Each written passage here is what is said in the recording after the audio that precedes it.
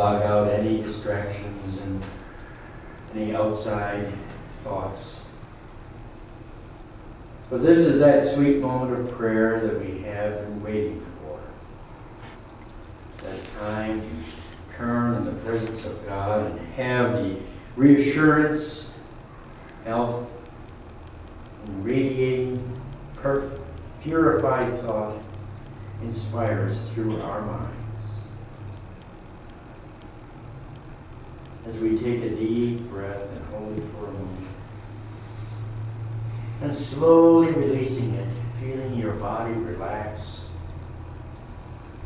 and allowing the chair to support your total weight. We know the power of prayer. We know it can transform the present moment. So let this time transform you into a time of silence where you go to that secret place that Jesus referred to. The secret place of the Most High. In the silence.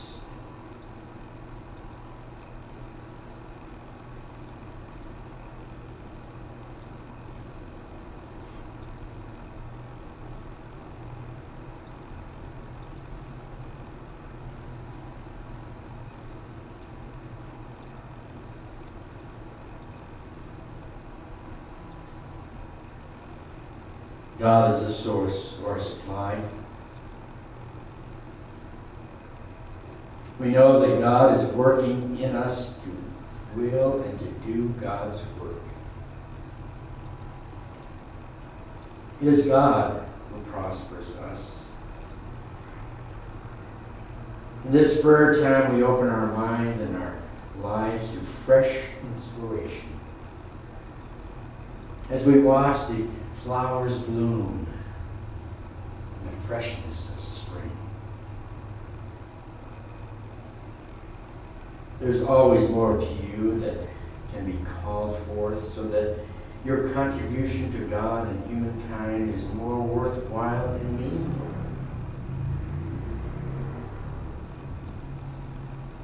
Look now in this prayer time to the source, God within. Secret place where you and God are one in the silence of prayer.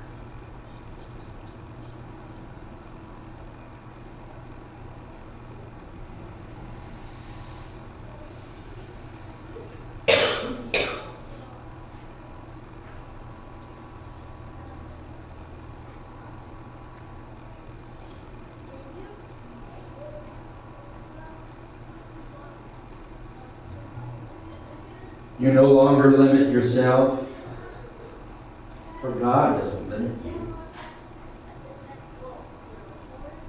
And you do not limit God. See yourself, the child of God that you are, unlimited, successful, and fulfilled. As we spring into the present, new life forms within. For we are God's inherited child. We are one with God, now and forever.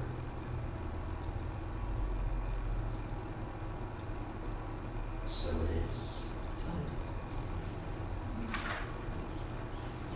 Springing into the moment, into the present, is the title of my talk, and my name is Maurice Guerette. And I know Dr. Lynette has been doing the Eric Butterworth book, and it's just a wonderful book. And the last two chapters he deals with are the great demonstration, which is the resurrection, which is what we're going to be experiencing in 2 weeks on Easter Sunday. And then the final chapter he deals with is reincarnation. And that's a big controversy with a lot of people, whether that they believe that or not. But even we don't always understand it. Even Charles Fillmore tried to regenerate himself, to stay living, and he's been reincarnated in many forms, from what I understand. And so have many of the disciples have been reincarnated into many human forms. But we're not going to deal with that today. We're going to deal with the great demonstration, as Eric Butterworth called it. The great demonstration. Now we know that Jesus said, I came that they may have life and have it abundantly. Abundantly means it can be in various forms, not all financial. It's health, and like Mary was talking about, it's everything in your life. You feel abundant. And he says that, Eric Butterworth says that Jesus wanted to show us what life really is. Life to the average person consists of everyday life, right? You have emotions. A lot of people have emotions. We all have emotions. And then we have eating, which we do 3 times a day at least, if not 4 or 5. 6, 7. 7. Then you have drinking, water. You need to drink a lot of water up here. You have education. You become a doctor or whatever the case may be. Then you have business. I worked for myself for many years. Then I went to work for J.C. Penney for many years. And I said, that's enough work. Then I became a minister. And that wasn't really work.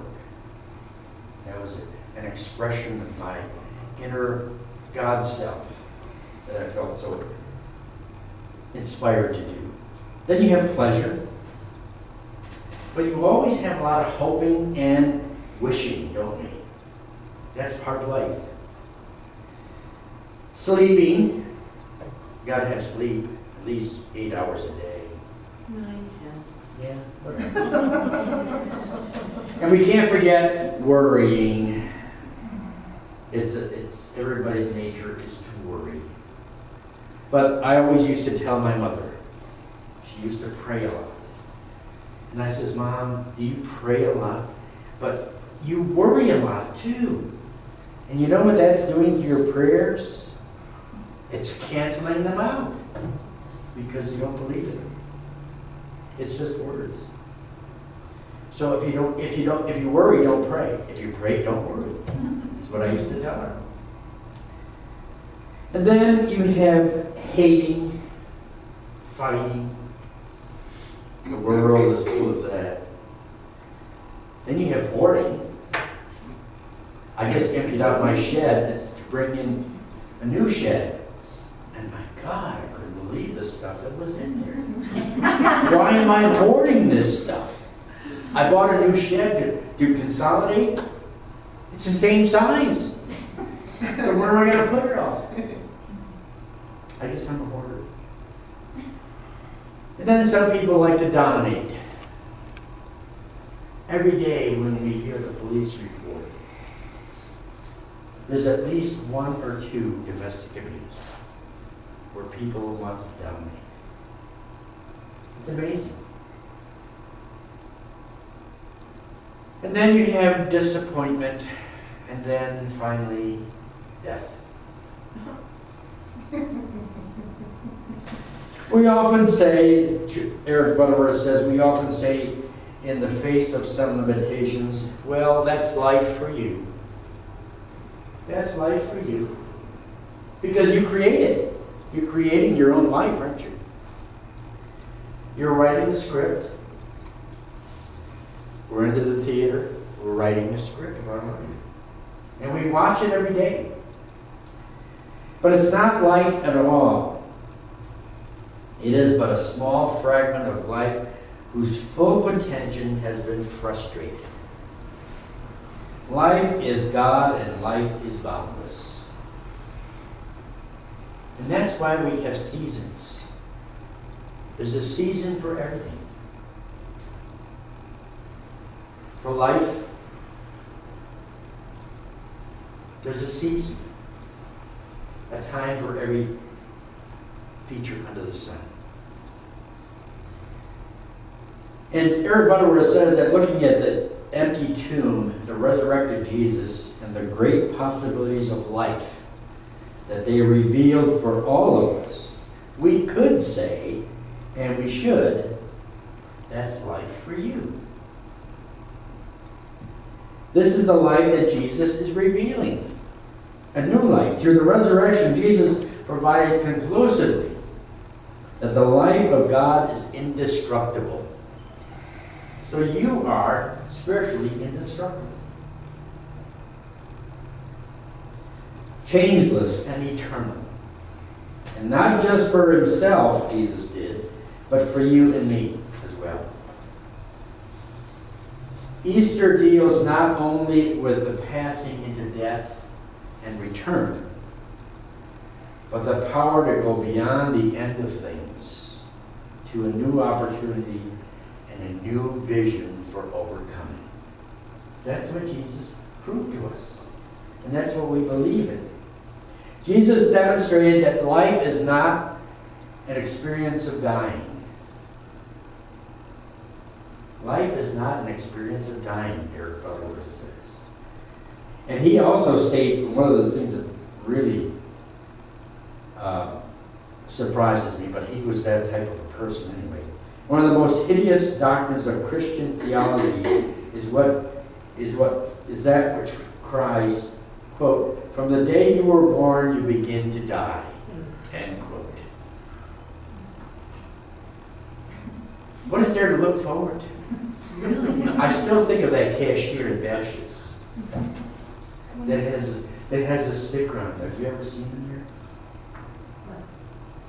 I'd say, "How are you today?" He says, "Well, I'm one day closer to heaven and suffering every day." Oh, yucky. So he's waiting to die. Yeah. He's not living his life. He's working at Bash's, but he has his Bible next to him. I've seen this. Have you seen him? Yes. And he has these buttons. Mm-hmm. Wow. What a way to live. In this life is consistently on the wane and time is running out, Eric Butterworth says. And we all eventually die and go to meet our Maker up there, as they say. But we have to live in the present moment, don't we? The moment we think life is in terms of time, we have lost the truth of the greatness of life. Life is not for dying. Life is for living and experiencing what we're here to do. Now, I know you've all heard this phrase sometime or another, but 1,200 years before Jesus even came into existence, this great Sanskrits wrote this: "Listen to the exhortation of the dawn. Look to this day, for it is life, the very life of life in its brief course. Live all the varieties, verities, and realities of your existence, the bliss of growth, the glory of action, the splendor of beauty. For yesterday is but a dream, and tomorrow only a vision. But today well lived, makes every yesterday a dream of happiness, and every tomorrow a vision of hope. Look well, therefore, to this day. Such is the salutation of the dawn."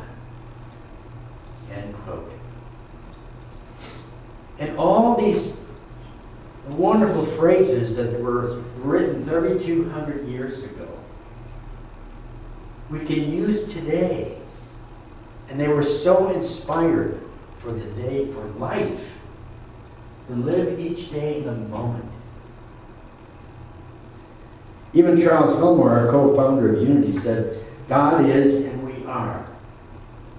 Let us live in His world, not a world to be tomorrow, next month, next year, or next century, but here and now. God's beautiful universe is all about us, only awaiting our knowledge of its presence. Let us know God and live. Live with love and joy, health and peace, here evermore. He's saying the same thing. And Jesus said, as I said before, I came that you might have life and have it abundantly. So we need to live in this moment, to be in this moment. But today we're going to look at the idea of being present and available for the present. Springing into the present, which each of these passages invites us to do. To live in the moment. Being aware of the here and now. Here and now. Being fully, consciously connected to the one ultimate reality, the divine, which only knows the present. And this is the only time we have, this very moment. But easier said than done, isn't it? We get so wrapped up in our little world of doing things. And I know the other day I was going to go wash the car. And on the way I had to go get some money. So I went and looked for the checkbook. And looking at the check for the checkbook, I saw there were some bills there that need to be paid. I said, well, I better pay these first. And then I'm writing the checks, and I'm thinking, well, wait a minute. I need to go to the store because we ran out of this, that, and the other thing. And the next thing you know, you're not washing the car anymore. You're so wrapped up in what's going on that you forgot what you were going to do. What was my first intention? When you go into a room and you say, what am I here after? And the hereafter. How many times you say that? What am I here after? I forgot it already. So that's what happens when you're not in the present moment. When you concentrate. We are multitaskers, aren't we? We all are. But we lose touch of what's going on in the present moment. So I invite you to say with me, the present is my point of power. Together. The present is my point of power. Living in the present moment. Don't think about what you're going to do this afternoon, because I have to leave here and I have to go to the grocery store. I'm not thinking about that. But I'm here in the moment. The present is my point of power. And when you're talking to somebody, they're looking around, looking at other things, and are they really listening to you? No. How often do we miss the power of the present because we're not focused on it?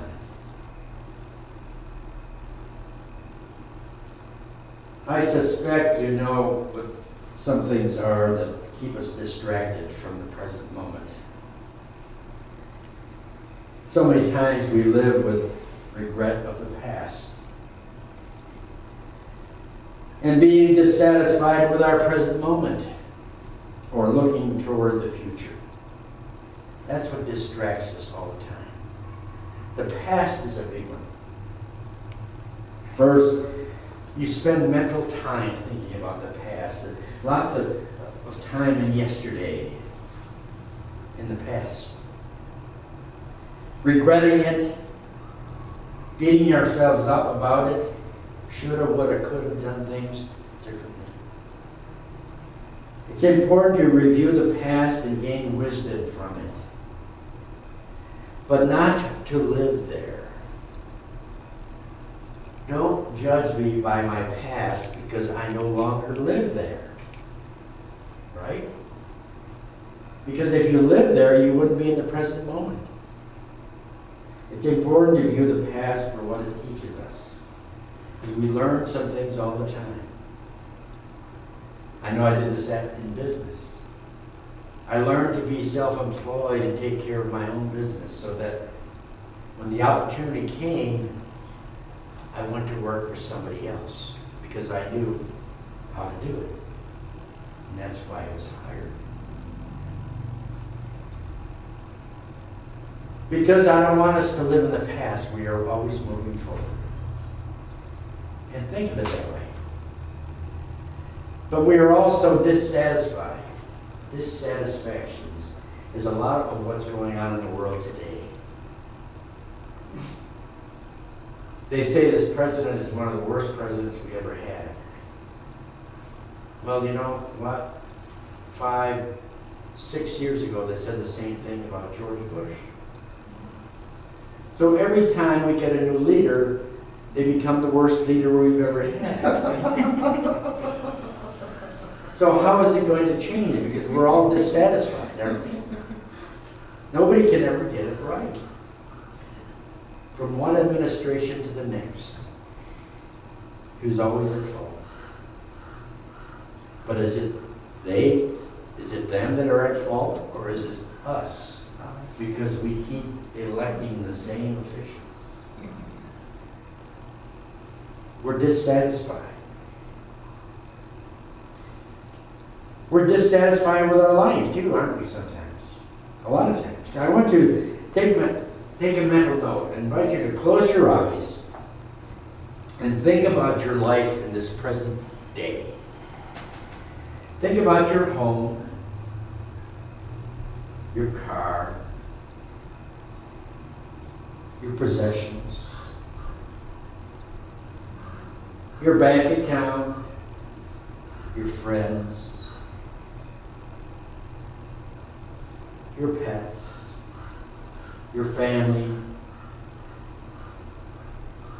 your hobbies, your social activities, your church.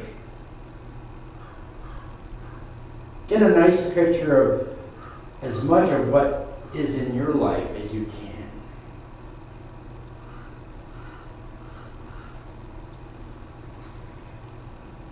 How do you feel about it?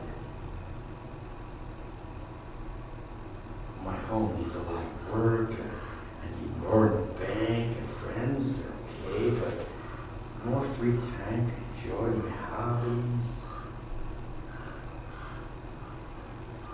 But you're quite happy with what you have. And now imagine that suddenly you get a phone call telling you that you've lost it all. Everything in your life is gone. Like the story of Job. Everything is gone. How does that feel? When you have nothing. How does that feel? What would that look like?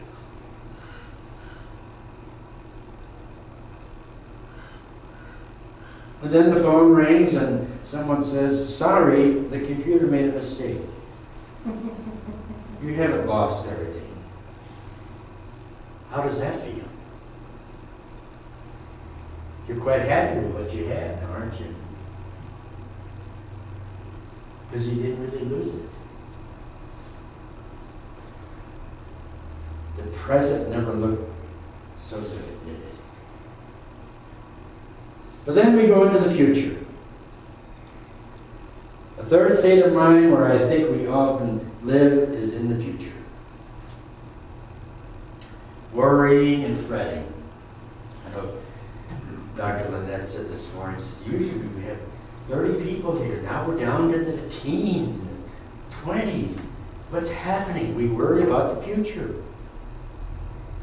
And I'm sure the team is wondering about that too. And I'm sure Lynette is too. What about the future of this church? We fret and we're fearful. Figuring things out, waiting for it to happen. It is, of course, vitally important that we have a vision for the future and to set intentions and goals. And we should. but we live in the present. Not in the wish for, but not yet here future. Eckhart Tolle, in his book, Practicing the Power of Now, great book, suggests we have become a people of habitual waiters. Not waiters that work in restaurants, but people that are always waiting. What he calls small-scale waiting is waiting in line at the post office, the grocery store, traffic light, or at the airport waiting for a plane to arrive. And then you have large-scale waiting, is waiting for the next vacation, for a better job, for the children to grow up, and for a truly meaningful relationship, for success, to be important and noticed, and to become enlightened. But Eckhart Tolle says this: waiting is a state of mind, basically. It means that you want the future. You don't want the present. You don't want what you've got. You want what you haven't got. With every kind of waiting, you consciously create inner conflict between your here and now, where you don't want to be, and the projected future. Where do you want to be? This greatly reduces the quality of life by making you lose the present. Lose the present. So he strongly suggests giving up waiting as a state of mind. And Eric Butterworth says in his book, the only demonstration there is, ever was, or ever will be, is in divine law. And the only time it knows is now. Divine law. The only time it knows, it's now. The power of now is experiencing the presence of God every day, every moment of your life, knowing that God is your source. So spring into a new life in the springtime and in Easter time. It's the great demonstration. Be alive, alert, and enthusiastic about life, as Charles Gilroy says. But life now, not in the future. Have a great future, though. But be in now. God bless you. Happy Easter. Thank you.